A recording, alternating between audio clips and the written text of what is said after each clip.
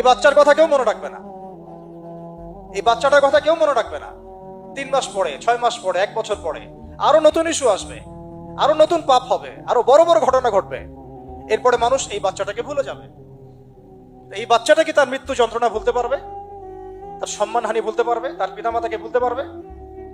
এখন প্রশ্ন হচ্ছে, তার পিতাকেও যদি আমরা জিজ্ঞাসা করি, ইসলামে রেপের শাস্তি হচ্ছে মৃত্যুদণ্ড, আর ব্যভিচারের শাস্তি হচ্ছে অর্ধেক কোমর পর্যন্ত পুঁতে পাথর নিক্ষেপ করে হত্যা করা, এবং বিবাহিত ব্যক্তি হলে এই শাস্তি, অবিবাহিত হলে 100 বেত্রাঘাত, 1 বছরের নির্বাসন এবং সমাজ থেকে বয়কট করা, আর ধর্ষণ হলে সরাসরি মৃত্যুদণ্ড।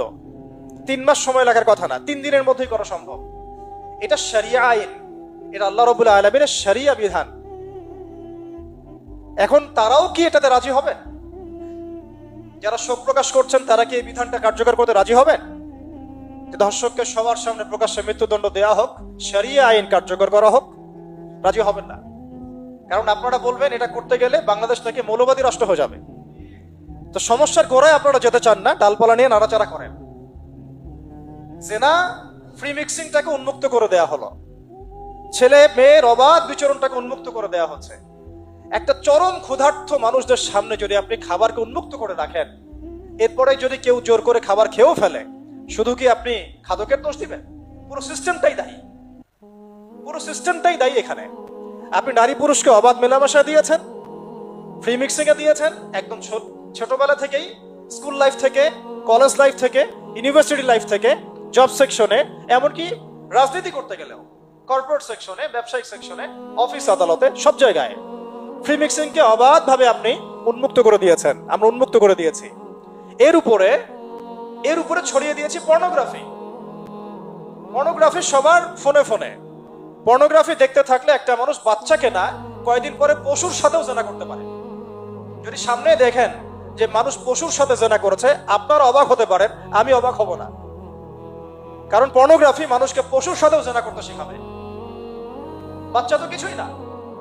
এর উপর আছে বিবাহ বহির্ভূত সম্পর্ক, ব্যভিচার, জিনা, ফ্রি মিক্সিং, ভ্যালেন্টাইন্স ডে মতো দিবসগুলো পালন করে ছেলে মেয়ের অবাধ মেলামেশা।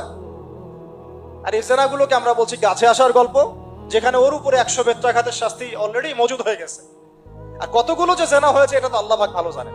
একটা দুইটা তো করে নাই, একটার পর একটা চেঞ্জ করেছে। বিবাহিত ব্যক্তি পর্যন্ত অন্যের স্ত্রীর সাথে জেনা করেছে। আর এটা তো ধর্ম তো অনেক বড় বিষয়, ধর্ম তো অনেক বড় বিষয়। এটা মানবতা বিরোধী অপরাধ, এটা তো একটা মানবতা বিরোধী অপরাধ। এখন সমস্যা কি এক কেন্দ্রিক? এটা বহুমুখী সমস্যা। ফ্রি মিক্সিং রেখেছেন, পর্ন চালু করে দিয়েছেন, এবং সবচেয়ে বড় কথা, এর শরঈ বিচারটুকু নিশ্চিত হচ্ছে না। তাহলে সমাজের মধ্যে এগুলো কমবে না বাড়বে? সিম্পল, সমাজের মধ্যে এগুলো বাড়বে। 6টা কাজ করেন, ইনশাআল্লাহ তাআলা কমে যাবে। প্রথমত শরঈ পর্দা নিশ্চিত করেন, দ্বিতীয়ত ফ্রি মিক্সিং বন্ধ করে দেন, তৃতীয়ত আপনারা জেনার শাস্তি চালু করেন, চতুর্থত সমকামিতা বন্ধ করেন, এলজিবিটি বন্ধ করেন, পঞ্চমত ব্যভিচারের যে রজম শাস্তি চালু করেন, শরঈ বিধান চালু করেন, পর্ন সাইটগুলোকে বন্ধ করে দেন, এবং সমাজে তাকওয়া, নৈতিকতা শিক্ষাটাকে বাড়িয়ে দেন। দেখেন সমাজে জেনা কমে না বাড়ে। কিন্তু কেউ এই সমস্যার গোড়ায় যাবে না। একটা ইস্যু আসবে, একটা ইস্যু যাবে। আজকে আপনার বোন তো কালকে আমার বোন, কালকে অমুকের বোন, কালকে তার মেয়ে, নিজের ঘর পর্যন্ত চলে আসছে। আর কয়টা রিপোর্টই বা আমাদের সমাজের সামনে আসে? যে কয়েকটা রিপোর্ট সামনে এসেছে, এগুলো 50%ও না। আবু তুহা, আদনান হুজুর যা বললেন সবই ঠিক। ভিডিওটা সবাই শেয়ার দিন, বেশি বেশি করে শেয়ার দিন। আবু তুহা বক্তব্য দিলেন, আসলে খুবই ভালো লাগলো আমার কাছে। ভিডিওটা সবাই শেয়ার দিন, সর্বোচ্চ শেয়ার দিন।